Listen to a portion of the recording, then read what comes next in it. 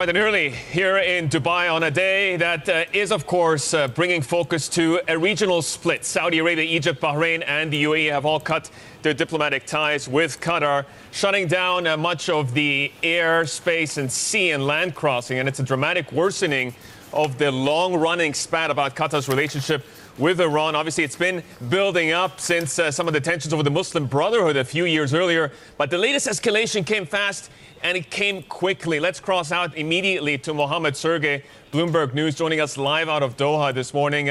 Mohammed, just give me a sense of what sentiment is like on the ground. Again, the tensions were rising, but what's the latest?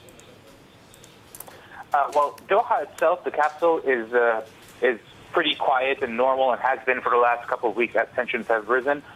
The move is unexpected. I spoke to people in the government a couple of days ago, and they did not foresee this escalation.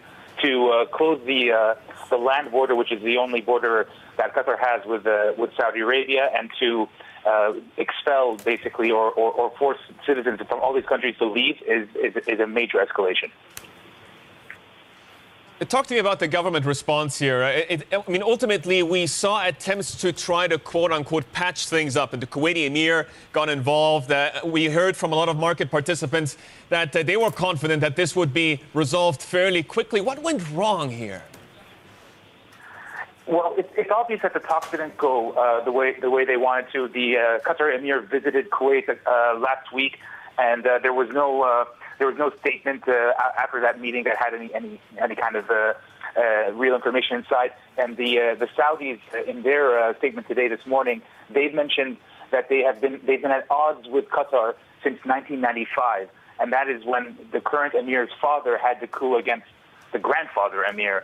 So this has been something simmering for a very long time, and it goes further than I believe just the stance against Iran.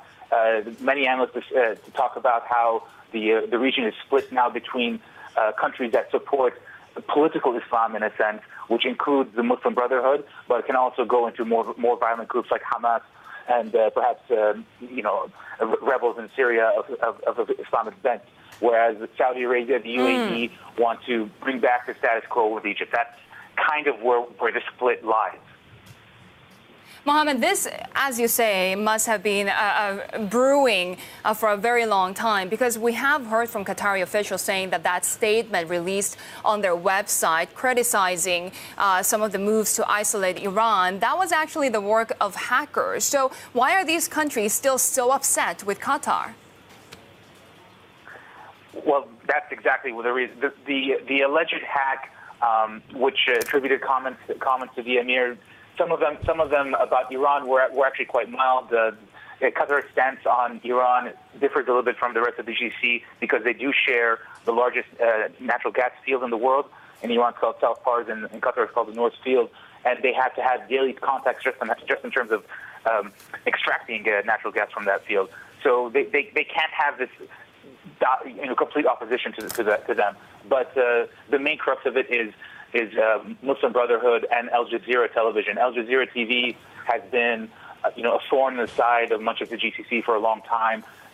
Just days after the Trump visit and the show of unity in Riyadh, there was a protest in Bahrain, and Al Jazeera kind of broke with the decorum that has been set of not covering violent protests in the region, and that's what happened there.